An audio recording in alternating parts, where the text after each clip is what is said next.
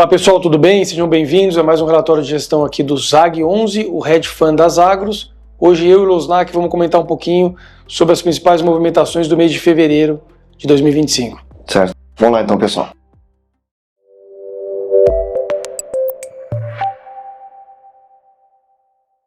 Bom, vamos lá então, Losnak, falar um pouquinho sobre o relatório. As informações aqui do fundo, acho que uma coisa legal é que a gente está vendo que devagarzinho, né, o fundo vai ganhando cotistas, é um crescimento orgânico, aí a gente sabe que esse começo aí, quando o fundo ainda está no seu início, né, a sua base de cotistas ainda é tímida, é um processo mesmo devagar, né, mês a mês, você vai ganhando cotistas, mas depois que você atinge um número, vou falar assim, mais consistente, né, acaba sendo uma coisa aí que naturalmente vai acontecer, né, Losnak? A gente vai acabar...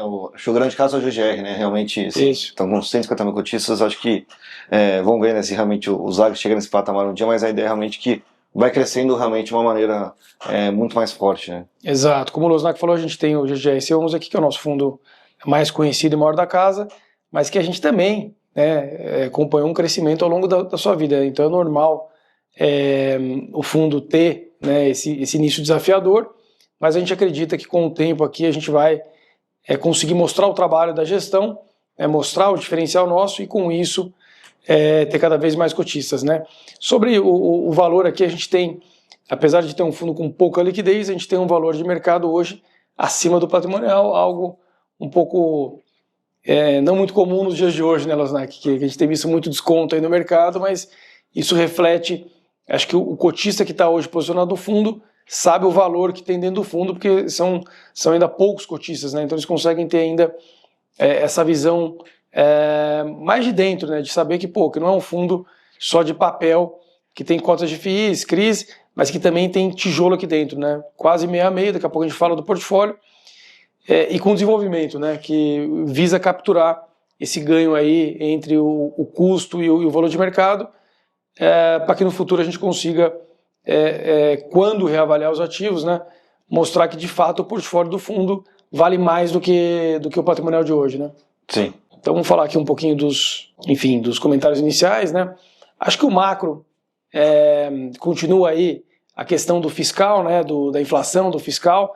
Então assim, as revisões aí estão sendo feitas para cima, né, em relação à estimativa para a inflação do ano.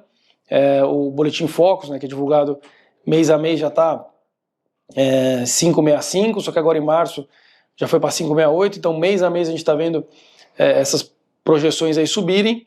Acabou atrapalhando aí, claro, né, inflação de alimentos, acaba impactando diretamente a popularidade do governo, né, tem sido algo aí que o pessoal está de olho, muito em função do fiscal, né, o pessoal com receio de qual que vai ser o movimento do governo em talvez desandar mais aí a questão fiscal, né? Então preocupações, cenário internacional, volatilidade em alta, causando aí muitas incertezas, movimentações de tarifas, de brigas aí com países, tem sido algo aí que tem trazido mais incerteza ainda para o mercado que tem aí seus desafios, né? De qualquer forma, o IFIX se recuperou, né, Losnak? Quer falar um pouquinho de como é que foi para os fundos imobiliários o mês de fevereiro e como que o ZAG, quais foram as principais movimentações aí do fundo dentro do mês? A gente viu realmente, acho que nos últimos 6 meses aí, acho que teve 5 meses de queda, né? Realmente agora esse último mês teve uma correção, acho que foi um ponto, acho que assim, bastante positivo, né?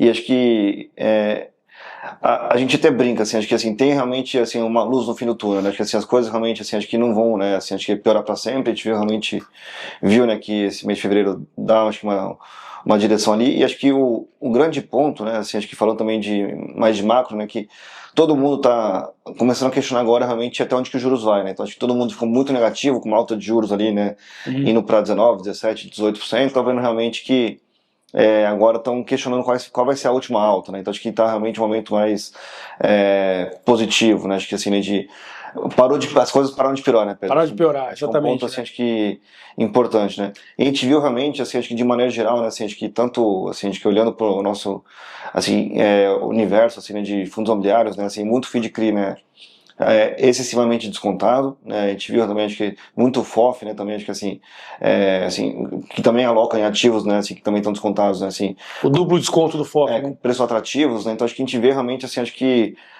boas oportunidades.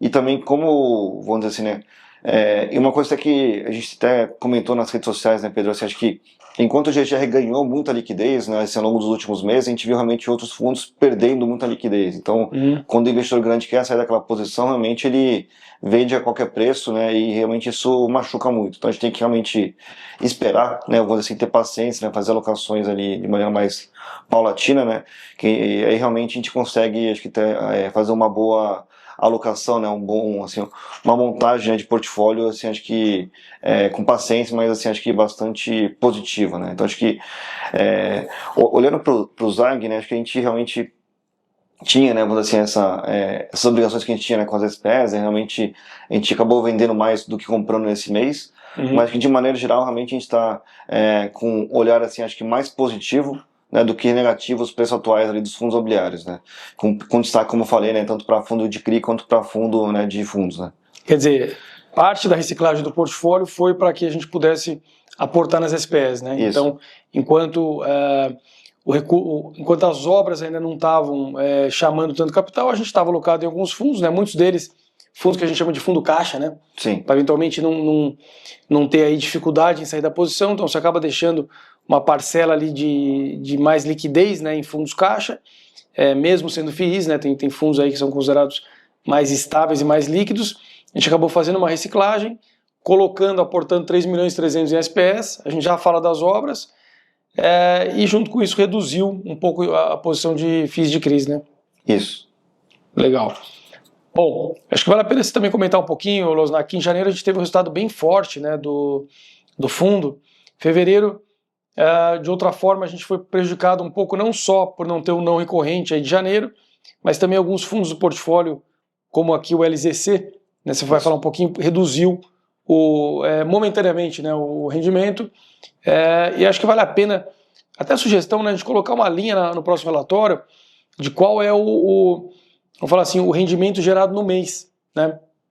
E, por exemplo, janeiro foi um resultado bem forte ali, né, e a gente reteve um pedaço do resultado para distribuir ao longo do semestre, né? Mas eu acho legal colocar talvez essa linha de quanto a gente gerou no mês, quanto que reteve, que já está ali, e quanto que distribuiu, né? Então a gente está, vamos falar assim, estabilizando o fundo nos 7 centavos aí para não ter grandes preocupações, né? Acho que assim, o investidor de fundos imobiliários, né, não só do ZAG, né, mas acho que de maneira geral ele vê, né, uma estabilidade assim, dos rendimentos, né? E realmente essa queda, né, que a gente viu agora, né, no ZAG ali no mês de janeiro para fevereiro, né, foi basicamente por 2 fundos imobiliários, né?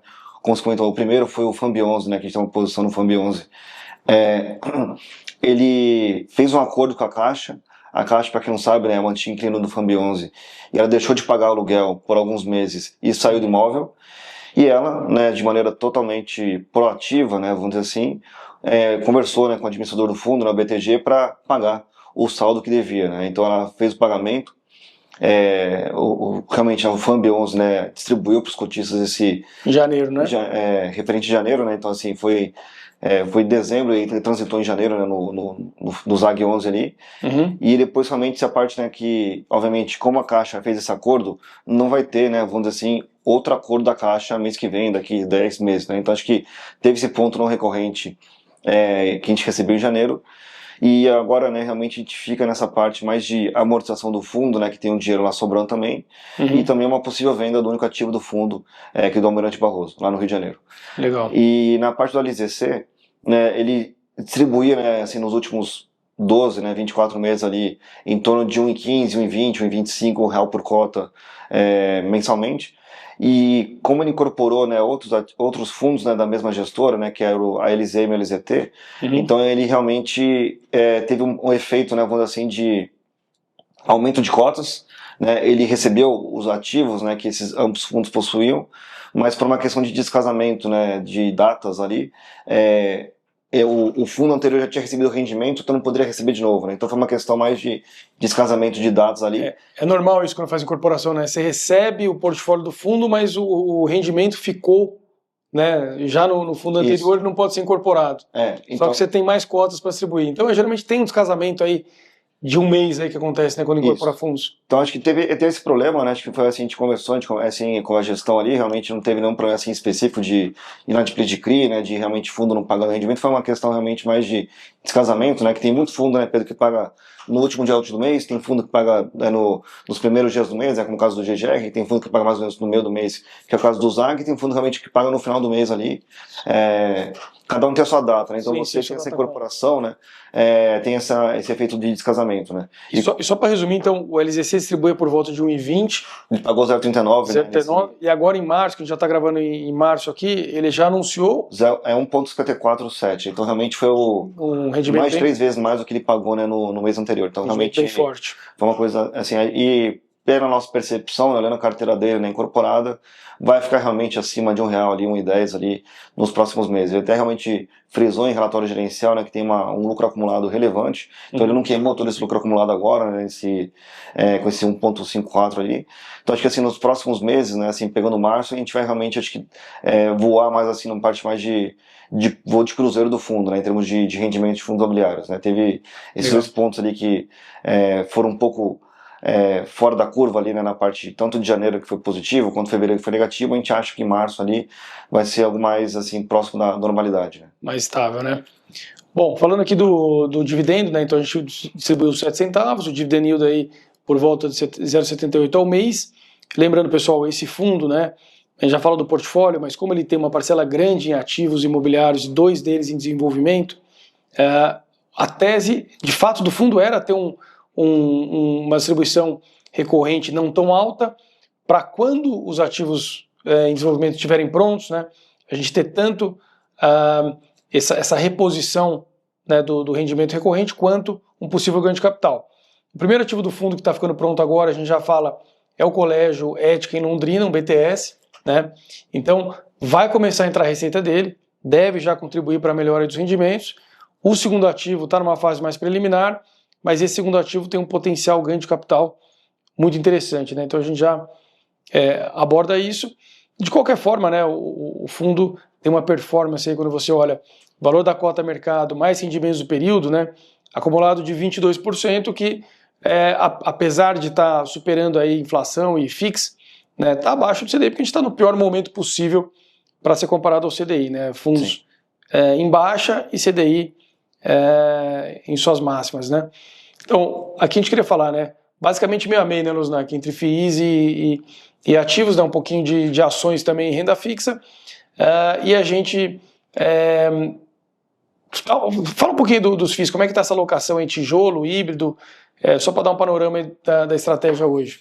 Assim, acho que de maneira geral, né, assim, acho que a gente sempre vai ter, acho que é importante frisar, né, para o investidor ali, né, para o potencial investidor, sempre vai ter realmente um pé ali, né, em ativos físicos, né, realmente a gente acho que é importante ter esse diferencial, né, frente a outros fundos multi-estratégia, né, porque realmente a gente entende que isso pode gerar um valor ali acima da média, né, quando a gente realmente explora isso. Então realmente a gente vai ter uma exposição realmente bastante relevante, né, a gente comentou, né, na oferta ali, comentou no processo de captação, né, que era no mínimo 30%, então realmente a gente quer ter um peso ali, né, assim, né, na parte de ativos físicos ali. E olhando para a parte ali da carteira de fundos imobiliários, né, a gente vê realmente que, assim, acho que de maneira geral, todos os segmentos realmente estão bem descontados, né, e a gente está um pouco mais, assim, acho que na direção, né, de aumentar essa parte, né, de FOF, né, e aumentar essa parte também de FII-CRI. Como o Pedro falou, a gente tem uma posição também de FII-CRI mais de liquidez, então a gente vai realmente oportunamente, né, reduzir, né, essa parte quando tiver necessidade de caixa, mas assim, de maneira estrutural a gente vê realmente que tem uma carteira, né, tem uma parte relevante dos fundos imobiliários ali de CRI que está muito descontada, né? A gente acompanha ali, assim, do nosso acompanhamento, tá, assim, os fundos de CRI estão negociando a 17% patrimonial, né? Então acho que em média, né?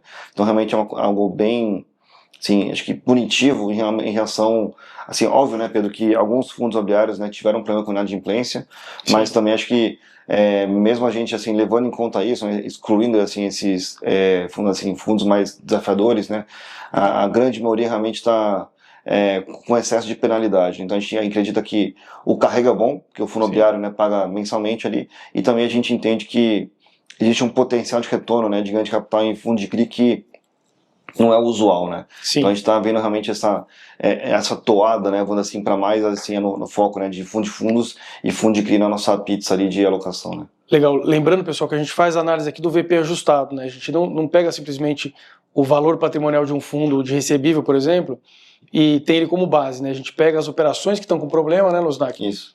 Ou zera as que tem algum risco, que tem um risco muito alto, ou dá um desconto grande para que tenha algum problema, e aí você tem um VP ajustado, que é o realista, e é esse que a gente usa. Esse é um trabalho interno nosso aqui, né, de analisar os fundos, mas você consegue ter daí, de fato, qual que é a visão do desconto do fundo verdadeiro, e não falar que ele está com 50% de desconto, mas a carteira tem muito problema, né? Acho que um ponto é esse, né? Porque muita gente olha, sei lá, o PVP direto, né, e realmente esquece que alguns CRIs, né, estão com um problema ali e fica fazendo essa conta, né? Acho que a gente já faz essa conta direto para simplificar, acho que o estudo, né, e ter as bases mais comparáveis, né, vamos dizer assim, né? Exato. Bom, falando aqui dos ativos imobiliários SPS, né, então a gente tem duas SPS, Groenlândia 910, que é um projeto no edifício comercial Boutique aqui em São Paulo, no bairro mais valorizado de São Paulo, que é Jardim Europa, Jardim América. Começou a obra, né, a todo vapor, então já demolição, início de contenções, escavações, canteiro de obras. É uma obra relativamente rápida, né, Losnak, que está estimada em 15 meses, né, então como é um prédio com poucos pavimentos, aí, com uma construção limpa, então acaba sendo uma obra relativamente rápida, né, e a gente pretende aí, ao longo do ano, aí, começar a comercializar o empreendimento e ter aí um possível cap e tira aí quando tiver o desinvestimento do ativo, é bem interessante, né? Estamos falando de uma tira de 25% a 30% e um cap entre 11% e 12%, né? Se obviamente as premissas que a gente está usando se realizarem, né? Colégio Ética, o segundo ativo em desenvolvimento, esse que a gente está entregando agora em março, né, a entrega, faltando apenas o Habite, né, então se olhar o desenvolvimento, né, qual que é o cronograma da obra, então a gente vai passar aqui, estamos com 96% concluído. O que são esses 4? É coisa final de obra, né, então acabamento final, pintura, enfim, um ajuste ou outro para poder entregar o imóvel, mas com 96% ele já é passível de entrega com checklist para o cliente, né, para o inquilino. Então, o que está travando mesmo a entrega é o Habite, mas já saiu o AVCB, já saiu a CNDs, então a gente acredita que nas próximas aí, semanas aí, até abril, a gente deve ter a entrega feita, inquilino operando, início de fato aí do recebimento dos aluguéis, e isso significa melhora nos rendimentos do fundo, né? Então acho que é um passo importante aqui, né? Sem contar, Losnak, que meio do ano agora é feita a reavaliação dos ativos, esse ativo está marcado a custo na carteira, né? Muito provavelmente, quando for reavaliar, nós vamos ter uma marcação do patrimonial para cima, né? Porque é um ativo que o nosso entendimento é que ele não vale o que ele custa, né? Ele vale aí usando métricas de mercado, de quanto é comercializado um ativo desse na região, quanto ele tem de renda e quando você traz o seu valor presente, qual é vamos falar assim, o fluxo de caixa descontado do ativo, né? E fazendo isso, a gente deve ter um potencial ganho aqui no valor do ativo. O terceiro ativo é um ativo pronto já, a gente tem 50% de uma faculdade, que é o campus Estácio no Rio de Janeiro, e esses são os 3 ativos vamos falar assim, os 3 ativos imobiliários / desenvolvimento do ZAG. Aqui tem uma localização de cada um, né, para quem não tá habituado. E acho que é isso. Tem mais alguma coisa para complementar, Losnak? Acho que um ponto, só como você falou, né, acho que tem essa questão, né, realmente da reavaliação que a gente vai fazer agora em junho, né, então assim, são todos os ativos, são marcados a custo, né, a gente realmente vai fazer, né, ou pelo fluxo de caixa, ou pela relação mercado, lá, acho que realmente vai ter essa reprecificação, né, então acho que a gente assim, já vai trazer para reprecificação, tudo dando certo também, né, acho que vai ter o Groenlândia para o ano seguinte, então acho que é um ponto, na minha visão, acho que bastante importante, como você comentou, que o nosso valor patrimonial realmente pode ter essa correção para cima, que é algo que vai ser bastante benéfico, né, para a cota do fundo, né. Legal. Bom, no final, só os projetos sociais aqui que a gestora, que as Agros contribui. Para quem tiver interesse, tem o site e tem um breve descritivo aqui de cada um. Pessoal, obrigado, até a próxima. Obrigado, até a próxima, pessoal. Valeu.